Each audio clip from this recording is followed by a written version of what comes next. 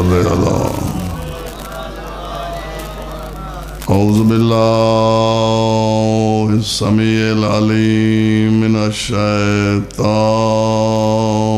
اللعین الرجیم بسم اللہ الرحمن الرحیم الحمد لآلہ والصلاة علی اہلہا واللعنۃ دائمۃ علی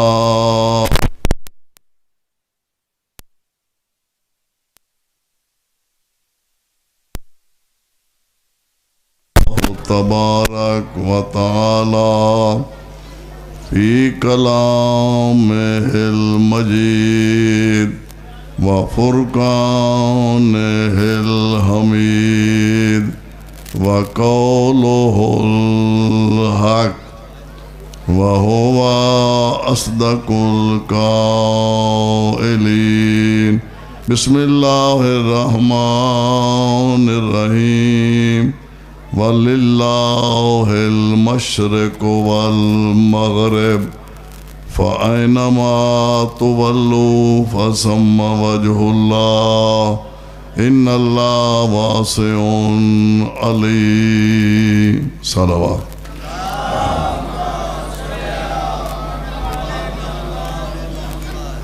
خالق مالک بحق محمد و آل محمد آپ تمام حضرات کو آباد و شاد رکھے بانیان مجلس کی محنت کا وش بارگاہ معصومین میں قبول فرمائے جس خلوص محبت کے ساتھ حاضری دے رہے ہو مولا صاحب کی حاضریوں کو منظور فرمائے اور ہم صاحب کو صحیح معنی میں سیرت اہل بیت پہ چلنے کی توفیق عطا فرمائے بغیر کسی تمہید کے چونکہ وقت بہت زیادہ ہو چکا ہے میں نے چند جملے عرض کرنے ہیں آپ نے ذہنوں میں جگہ دینی ہے میں آپ کو بہت عظیم سمجھ کے پیش کر رہا ہوں اپنے آپ کو تھوڑا نہ سمجھیں مجلس یہ عبادت ہے عبادت بندوں کی محتاج نہیں ہے ساری کائنات اس ذکر کی محتاج ہے وہ خوش قسمت ہے کہ جس کو یہ ذکر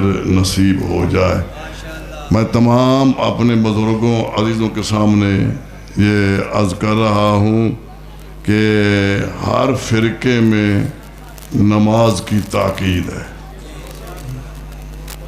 سن رہے ہو ہر فرقے میں نماز کی تاکید ہے اور مذہب شیعہ میں ہر معصوم کی آخری وصیت نماز ہے آباد رہو سلامت رہو آخری وصیت نماز کیوں کہ نماز مومن کی عزت ہے نماز مومن کی معراج ہے نماز قبر کا چراغ ہے اندھیری قبر کا چراغ نماز ہے اور جہاں تک آواز جا رہی ہے میں نبی کی حدیث کے ترجمے کر رہا ہوں فرماتے ہیں کہ ہر بندہ چاہتا ہے میں جاؤں جنت میں ہوں گی حوروں سے ہوگا نکاح حوران جنت کا حق مہر نماز ہے آباد سلامت رہو حق مہر پاس ہوا تو نکاح ہوگا جب یہاں بغیر حق مہر کے ماسٹر صاحب یہاں نہیں ہوتا شاہ جی تو وہاں کیسے ہوگا میں نوجوانوں کا تو اسی لالچ میں ہی تم نماز شروع کر دو تاکہ حق مار آ جائے تو بہرحال ہر فرقے میں نماز کی تاکید ہے بات میں شروع کر رہا ہوں ہر فرقے کا نمازی جب نماز پڑھتا ہے چہرہ کرتا ہے کعبے کی طرف ذہن حاضر ہے اپنا محترم چہرہ کرتا ہے کعبے کی طرف چاہے کوئی کعبے سے مشرق سائڈ پہ ہے یا مغرب شمال جنوب جہاں بھی ہے جب نماز پڑھے گا چہرہ کرے گا کعبے کی طرف میں کعبے کی طرف چہرہ کر کے نماز پڑھنے والوں سے میرا سوال یہ ہے کیا نماز کعبے کی ہے نماز اللہ کی ہے، منہ کرتے ہو کعبے کی طرف، پھر چاہیے تھا نا اپنے اللہ کی طرف چہرہ کر کے نماز پڑھتے۔ جو سن رہے ہو سمجھ رہے ہو، میں نے تھوڑے ٹائم میں نے آج بہت کچھ پیش کرنا ہے، تو چاہیے تو یہ تھا کہ پھر اللہ کی طرف منہ کرتے، سارے منہ کرتے ہیں کعبے کی طرف۔ کیا یہ اس کعبے کی نماز ہے؟ اگر کسی کی نیت میں ہے کہ میں کعبے کی نماز پڑھ رہا ہوں تو وہ مشرک ہے۔ نماز اللہ کی ہے، چہرہ کر رہے ہیں کعبے کی طرف۔ کیا اس کعبے میں اللہ خود رہتا ہے؟ جو ایک کمرے میں بند ہو جائے وہ خدا ہی نہیں ہے۔ ماشاءاللہ بڑے کافی سمجھدار بیٹھے ہو۔ تو اب نہ کعبے میں خدا ہے نہ کعبے کی نماز ہے، پھر بھی ہر بندہ چہرہ کرتا ہے کعبے کی طرف، اور جس کی نماز ہے اس کا اعلان عام ہے، وَلِلَّهِ الْمَشْرِقُ وَالْمَغْرِبُ، مشرق بھی میرا ہے مغرب بھی میرا ہے، فَأَيْنَمَا تُوَلُّوا فَثَمَّ وَجْهُ اللَّهِ، تم جدھر بھی چہرہ کر لو وہاں میں اللہ موجود ہوں۔ تو جس کی نماز ہے اس کا اعلان عام ہے کہ تم جہاں بھی چہرہ کر لو وہاں میں موجود ہوں۔ میں علماء اسلام سے پوچھتا ہوں کہ اگر اس ایک سمت کو چھوڑ کر کسی اور سمت کی طرف کوئی نماز پڑھ لے تو ہو جائے گی؟ تو پھر ہر عالم کا یہ یقین ہے اور ایمان ہے۔ میں جملہ کہہ رہا ہوں آپ کو اہل سمجھ کے کہ جملہ ضائع نہیں ہوگا، کوئی بھی اجازت دینے پہ تیار نہیں ہے اس ایک سمت کو چھوڑ کر کسی اور سمت کی طرف کوئی نماز پڑھ لے۔ تو پھر ثابت ہوا کہ ہر مذہب کے عالم کا ایمان بھی ہے، یقین بھی ہے، تین جہت باطل ہیں، سجدہ صرف ایک طرف جائز ہے۔ جب سجدہ ایک طرف جائز تھا اللہ نے یہ کیوں کہا کہ مشرق بھی میرا، جان رہے ہو بات سمجھ آ رہی ہے، مغرب بھی میرا، تم جہاں بھی چہرہ کر لو وہاں میں اللہ موجود ہوں۔ اس آیت میں اللہ اپنا اقتدار بتا رہا ہے، مجھے کہیں محدود نہ سمجھ لینا، بے شک میں مشرق میں بھی ہوں، میں مغرب میں بھی ہوں، شمال میں بھی ہوں، میں جنوب میں بھی ہوں، تم نے جھکنا وہاں ہے جہاں میں جھکا ہوں، تم نے وہاں جھکنا ہے۔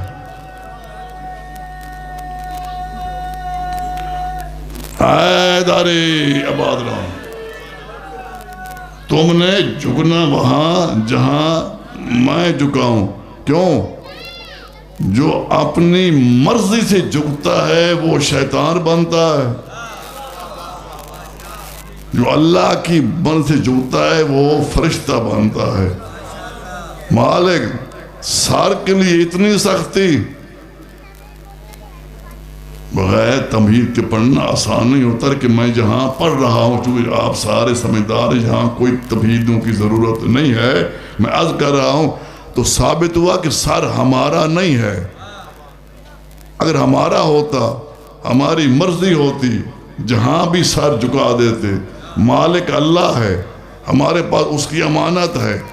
خالق سے میں آج عرض کر رہا ہوں، خالق سے پوچھنا کوئی جرم نہیں ہے۔ مالک خالق سر کے لیے اتنی سختی کہ جہاں میں جھکا ہوں سر وہاں جھکے۔ سر کو جھکانے والی طاقت کا نام ہے دل۔ اگر دل کام کر رہا ہے محترم تو سر جھکے گا، اگر دل کی حرکت بند ہو جائے تو سر نہیں جھکے گا۔ مالک سر کے لیے اتنی سختی، جہاں میں جھکا ہوں سر وہاں جھکے، اور جو سر کو جھکانے والی طاقت ہے دل، اس کو چھوڑ دے آزاد، جس کی چاہے محبت رکھ لے۔ تو خالق کہتے نہیں، سر بھی میں جھکاؤں گا، دل بھی میں جھکاؤں گا. پریشان ہو کے جملہ نہیں سننا, جملہ بڑا عظیم ہے, ان پریشانیوں کو دور کرنے والا ہے. اللہ کہتا ہے نہیں, سر بھی میں جھکاؤں گا, دل بھی میں جھکاؤں گا. سر کو جھکایا ہے بیت کی طرف, دلوں کو جھکایا ہے اہل بیت کی طرف. حیدری, اللہ نے سر کو جھکایا ہے بیت کی طرف, دلوں کو جھکایا ہے اہل بیت کی طرف. تو رسول نگر کے عظیم مومنوں میں آپ کے سامنے جملہ عرض کر رہا ہوں, جہاں سر جھکے وہ ہے سر کا قبلہ, جہاں دل جھکے وہ ہے دل کا قبلہ. سر کا قبلہ اور ہے, دلوں کا قبلہ شاہ جی اور ہے. سر کا قبلہ ہے بیت, دلوں کا قبلہ ہے اہل بیت. اگر کوئی مسلمان سر کے قبلے کو بدل دے, اس کی نماز نہیں. جاگ رہے ہو؟ کوئی مسلمان سر کے قبلے کو تبدیل کر دے, اس کی نماز نہیں. اور جب سر کا قبلہ بدلنے سے نماز نہیں, تو دلوں کا قبلہ بدلنے سے ساری عبادتیں کیسے ہو سکتی ہیں؟ اس لیے ضروری ہے کہ بیت پر بھی ایمان ہو, اہل بیت پر بھی ایمان ہو, دونوں پر ہو. انسان کا, مومن کا ایمان ہونا چاہیے, بیت پر بھی اہل بیت پر بھی. اگر بیت کو مان لیا, اہل بیت کو نہ مانا, تو قیامت کے دن شرعی آوارہ گردی میں پکڑے جاؤ گے. کوئی بیٹھے سامنے؟ صرف بیت کو مان لیا, اہل بیت کو نہ مانا, تو قیامت کے دن شرعی آوارہ گردی میں پکڑے جاؤ گے. کچھ خاموش ہو گیا ہے, میں سمجھانا چاہتا ہوں کہ شرعی آوارہ گردی کیا ہوتی ہے. شہر میں رات کو ہوتے ہیں چوکیدار, وہ پہرا دیتے ہیں. آدھی رات کا ٹائم ہو, جب وہ چوکیدار پہرا دے رہا ہو شاہ جی, کوئی بندہ شہر کی گلیوں میں گھوم رہا ہو, کبھی اس گلی کبھی اس گلی, چوکیدار دیکھ کر اس کے پاس آ کر کہے سارے سو رہے ہیں, تو گلیوں میں چکر کاٹ رہا ہے, تو کس کو ڈھونڈ رہا ہے؟ اور وہ جواب میں کہے میں دوست کا گھر ڈھونڈ رہا ہوں. کس کا؟ دوست کا میں گھر ڈھونڈ رہا ہوں. تو چوکیدار پوچھے کہ بتاؤ کہ تمہارے دوست کا نام کیا ہے؟ کہے کہ میں نام تو جانتا نہیں, میں نام تو جانتا نہیں. تو وہ در صیغہ آوارہ گردی میں اس کا چلان ہوگا کہ یہ گھر کو جانتا ہے, گھر والوں کو نہیں جانتا. قیامت تک بیت کے چکر کاٹتے رہو. عباس سنو, قیامت تک بیت کے ارد گرد گھومتے رہو. اگر تم نے اہل بیت کو نہ پہچانا, قیامت کے دن شرعی آوارہ گردی میں چلان ہوگا. کیوں؟ یہ بیت کو جانتے ہیں, اہل بیت کو نہیں جانتے. تو اس لیے میرے محترم سامعین, یہ ضروری ہے کہ بیت پر بھی ایمان ہو, اہل بیت پر بھی ایمان ہو. اور بیت کو پہچاننا بھی اتنا آسان کام نہیں ہے. بس آخری جملے ہیں, بیت کو پہچاننا آسان نہیں ہے. کیوں؟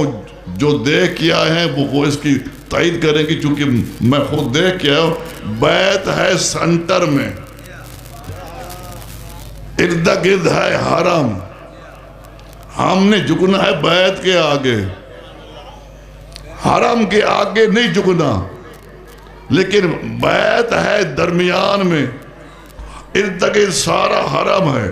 حرم میں کھڑے ہو کر حاجی بیت اللہ کا طواف کرتا ہے, حرم میں حاجی نماز نوافل پڑھتا ہے. تو بیت ہے سنٹر میں. جملہ بڑا عظیم ہے, گھنٹے کی تقریر سے بہتر نہ ہو تو پڑھنے کا فائدہ ہی نہیں ہے. میں عرض کر رہا ہوں بیت ہے سنٹر میں. ضروری ہے اس بیت کو پہچانا جائے. میرے عزیز بیٹھے ماشاءاللہ صاحب علم ہیں, جانتے ہیں کہ ایک زمانے میں کچھ لوگ آئے تھے بیت اللہ کا طواف کرنے کے لیے. ان کو علم نہیں تھا. انہوں نے پوچھا ان مکے والوں سے کہ ہم نے بیت کا طواف کرنا ہے، وہ بیت ہے کہاں؟ انہوں نے کسی اور گھر کی طرف اشارہ کر دیا، وہ اس کا طواف کر کے چلے گئے۔ تو خطرہ ہے نا جی کہ جب تک بیت کی پہچان نہ ہو تو عبادت ہوتی نہیں ہے۔ بیت ہے سنٹر میں، جھکنا ہے بیت کے آگے، حرم کے آگے نہیں، حرم ہے سارا ارد گرد۔ جب اللہ نے اس خطرے کو دیکھا ایک انتظام کر دیا۔ جاگ رہے ہو؟ آخر تک میں دعوت دے رہا ہوں، اللہ کے انتظام کو دیکھو۔ جب اللہ نے خطرہ محسوس کیا کہ ہو سکتا ہے کہ کچھ لوگ جو نہ جانتے ہوں بیت کی بجائے کئی حرم کے آگے نہ جھک جائیں، شاہ جی میں اللہ کا نظام پیش کر، اللہ نے اس بیت پر ایک غلاف چڑھوا دیا۔ جاگ رہے ہو؟ یہ کعبے کو کوئی سردی نہیں لگتی، یہ سردی سے بچانے کے لیے کعبے پہ غلاف اللہ نے نہیں چڑھوایا، کسی نامحرم کی نظر سے بچانے کے لیے اللہ نے کعبے پر غلاف نہیں چڑھوایا۔ یاد رکھو اللہ نے کعبے پر غلاف اس لیے چڑھوایا کوئی ناواقف بھی آ جائے، کوئی اجنبی بھی آ جائے، کسی شبے میں نہ رہے، پہچان لے جو غلاف کے اندر ہے وہ بیت ہے، جو غلاف کے باہر ہے وہ حرم ہے۔ یہی خطرہ تھا رسول کے گھر میں بھی۔ جاگ رہے ہو؟ یہی خطرہ تھا رسول کے گھر میں بھی، چونکہ حضور کے گھر میں حضور کے اہل بیت بھی تھے، حضور کے حرم بھی تھے۔ ہمارے عقیدے میں بھائی جان نبی اسے کہتے ہیں جس کی نگاہوں میں مستقبل بھی حال ہو۔ نبی جانتے ایسا دور آئے گا میرے حرم کو اہل بیت میں شامل کیا جائے گا۔ کائنات کے نبی نے اپنی اہل بیت کو چادر میں لے کر، اب بات سمجھ رہو، حیدری، کائنات کے نبی نے اپنی اہل بیت کو چادر میں لے کر قیامت تک واضح کر دیا کہ جو چادر کے اندر ہے اہل بیت رسول ہے، جو چادر سے باہر ہے وہ حرم رسول ہے۔ تو جب حضور نے اپنی اہل بیت کو چادر میں لیا تو فضائل کا آخری جملہ، جب حضور نے اہل بیت کو چادر میں لیا، میں ذہن ڈھونڈ رہا ہوں، آپ سارے جانتے میں دہرا رہا ہوں، میں شاہ میں پھر کہہ رہا ہوں، جب حضور نے اہل بیت کو چادر میں لیا، ایک حرم نے کہا مجھے اجازت ہے میں چادر میں داخل ہو سکتی ہوں؟ کائنات کے نبی نے جواب دیا انت علی الخیر، تو نیک ہے۔ جو سمجھ رہے ہو انت، تو نیک ہے، تو اچھی ہے، لیکن چادر میں داخل نہیں ہو سکتی۔ تو جب 98 میں گیا رات پہ شام میں، جب میں پہنچا نا معظمہ کے مزار پہ، میں نے وہاں جملہ کہا تھا کہ اے معظمہ ام المومنین حضرت ام سلمہ کے مزار پر میں نے سلام پیش کیا، پاکستانی مومنین کا سلام پیش کیا۔ میں نے وہاں دست بستہ ایک جملہ کہا کہ بی بی اللہ آپ کا بھلا کرے، آپ وہاں موجود تھی، اجابت مانگی نہ ملی، کم از کم کائنات کے نبی سے یہ تو کہلوا لیا تو نیک ہے۔ اب آد رہا ہے حیدری، کائنات کے نبی سے یہ کہلوا لیا کہ تو نیک ہے۔ اور مسلمانان عالم جس کو نبی کہے کہ تو نیک ہے، جب وہ چادر میں نہیں آ سکتی، اور کون ہے جو چادر کے نیچے داخل ہو سکے؟ اللہ نے قرآن میں جن کو اہل بیت کہا، گھر والے، مسلمانوں نے کربلا میں ان کو بے گھر کر دیا۔ آباد رہو، سلامت رہو۔ کربلا میں عاشور کی عصر تک، بغیر تمہید کی جملہ کہہ رہا ہوں، قبلہ نے پڑھنا ہے، تو کربلا میں عاشور کی عصر تک بھائی ظفر عباس مولانا صاحب کو آباد رکھے، سب حضرات کے حفاظت فرمائے۔ میں پھر کہہ رہا ہوں، جملہ سمجھنا ہے، کربلا میں عاشور کی عصر تک جتنی بیبیاں تھیں نا، ہر بیوی کا الگ الگ بیان تھا۔ شاہ جی تو کہہ رہی تھی ہائے اکبر، کوئی کہہ رہی تھی ہائے قاسم، کوئی کہہ رہی تھی ہائے عباس، کوئی کہہ رہی تھی ہائے حسین۔ میں معافی مانگ کے جملہ کہہ رہا ہوں، شاہ صاحب بیٹھے ہیں سادات کے سامنے، پھر میں معافی مانگ کر کہتا ہوں کہ شام غریبہ سے لے کر شام کے زندان تک تمام بیویوں کا ایک بیان ہو گیا، واہ حجابہ، ہائے میرا پردہ، ہائے میرا پردہ۔ علی کی بیٹی 1400 میل کے راستے پر خدا گواہ ہے پیاسی رہی، کسی سے پانی نہیں مانگا، فاقوں میں رہی، پورے 1400 میل کے راستے پر بی بی نے کسی سے کوئی کھانا نہیں مانگا۔ خدا گواہ ہے 1400 میل کے راستے پر پیاس میں پانی نہیں مانگا، فاقوں میں کھانا نہیں مانگا۔ بھائی جان، ہر بی بی ہر بازار، ہر چوک، ہر دربار میں کہتی گئی میں تمہارے نبی کی بیٹی ہوں، مجھے چادر دو۔ ازادارو، شیعو علی کی بیٹی کی چادر کی قدر کرو، بڑی مشکل سے گئی ہے بازار۔ افسوس اس بات کا ہے زہرا جیسی ماں کی بیٹی 36 شہروں سے گزری، سر پہ چادر نہ تھی۔ اللہ لعنت اللہ علی قوم ظالمین۔